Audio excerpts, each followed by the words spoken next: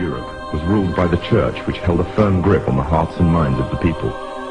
This power enabled Pope Urban II to wage war on the Muslim Caliphate and crusade in what he called a War of the Cross, to recapture the land of Jerusalem.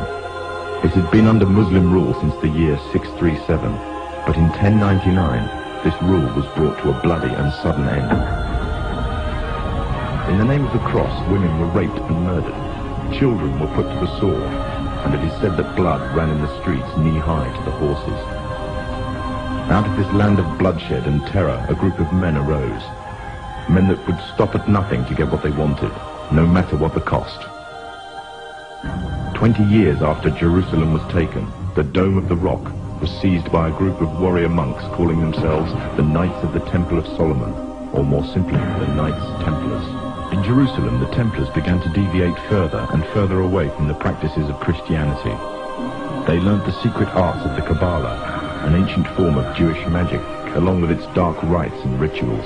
The Jews had learnt the arts from the pagans of ancient Egypt during the times of enslavement to the Pharaoh, and developed them into Babylon at the time of Nebuchadnezzar. In 1307, King Philippe of France arrested them for charges of denial of Christ, homosexuality, and idol worship, as well as magic.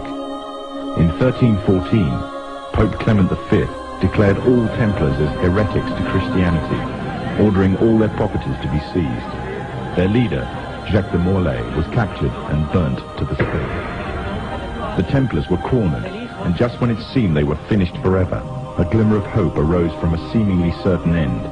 They were to find a safe haven as well as an ally. But not in France. In fact, in a country in a desperate struggle for independence against the English. The country of Scotland.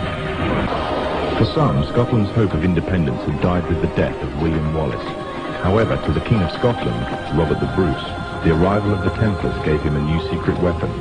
Their experience, gained over 200 years of fighting the mighty armies of Islam, had made them expert in combat and warfare, and more than a match with any army brought before them. In 1314, the Templars, allied with Robert the Bruce and his army, took to the fields of Bannockburn in a long-awaited showdown with the English. Robert the Bruce's foresight paid off. The 25,000-strong English army suffered a humiliating defeat at the hands of only 6,500 men. The dream of an independent Scotland had finally been achieved. The Templars had brought themselves back from the brink of destruction, and never again would they allow themselves to be destroyed. This time, they would control the country by controlling its kings, and in order to preserve their secret order, the Templars would have to die, or more precisely, the name would have to die.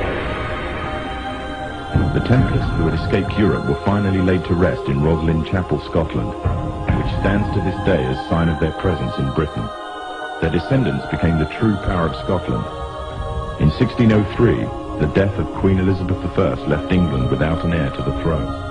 By virtue of descent, King James V of Scotland became King of England. In doing so, Scotland and England joined to form a new kingdom, and the power that the Templars held over Scotland spread to give them a firm grip on the whole of Great Britain.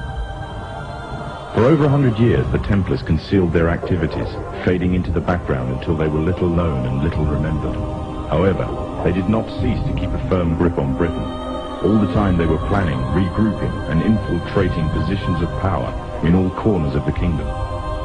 In 1717, the Templars made their reappearance in Europe. They had grown in both number and strength, and were now ready to coin a new identity and free from their reputation of the past, and given credibility by none other than the monarchy and aristocracy of England. And the name they chose for themselves was a name that would be known by many, but understood by a few. This new name